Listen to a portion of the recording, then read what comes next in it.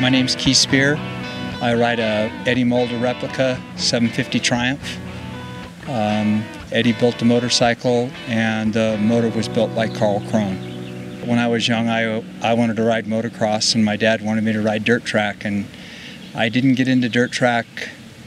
I think I was 47 or 48 years old the first time I ever tried it. I was looking through one of the motorcycle traders, and there was a Triumph 500 flat tracker for sale in there, and I actually called the guy, and he was about 20 minutes from where I lived, so I went over and bought it.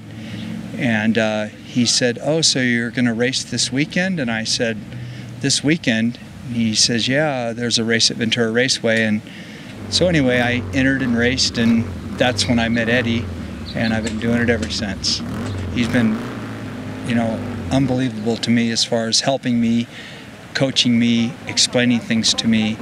But he definitely makes you think. He doesn't want to just hand it all to you. He wants you to really pay attention, learn, because if it's handed to you, I don't know if you appreciate it or even do it the right way.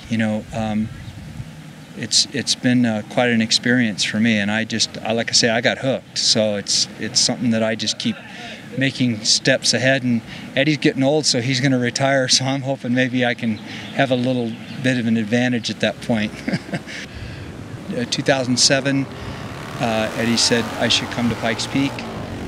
That was my first trip here, and raced with Mickey and Eddie and Mark Stucker, and a few of the other guys came. And that's when they came up with a West Coast Vintage Wrecking Crew.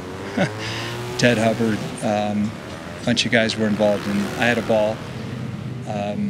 Eddie won it, Mickey got second, and I got third. Mickey and I traded the lead 4 or 5 times up the mountain.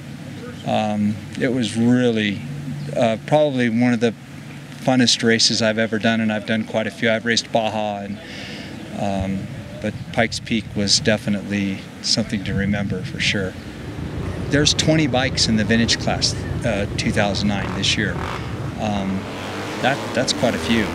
And the vintage dirt track racing, the series that I ride with Eddie, and then I've gone to a couple other races with Eddie to different events, and it seems like it's getting bigger and bigger. The competition's getting tougher and tougher. Everybody's going faster and faster, and it's quite a thrill to see those old motorcycles out there. And I mean, those guys go fast. I think when the helmet's on, I think it's a different deal. Because when somebody's suited up and they're sitting on a motorcycle with a helmet on, you really don't know how old they are. They could be quite a bit younger or quite a bit older, and I've been surprised a few times racing against someone and then meeting them after, having them pull their helmet off, and I'll do like a double take going, wow. Because I was hanging it out and everything I had, and I talked to the guy, and he's, got 20 years on me. There's definitely a connection there, I believe, with the vintage motorcycles and the love and the sport and helping each other out. We're competing against each other, but,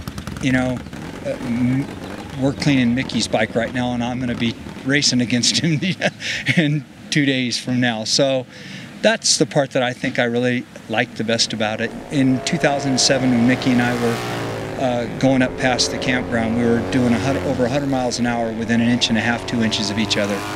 And that's a really exciting feeling to have. And he knows that I'm not going to do anything that would jeopardize him or myself, and I know the same with him. So there's a lot to be said about that. Everybody that races likes to win. If I can finish in the top 3, I would be very pleased. I've done it once before. There's more competition this year than there was, but I'd like to win it. But if I can get behind Eddie and just hold on to his rear fender, I'd be real happy with that.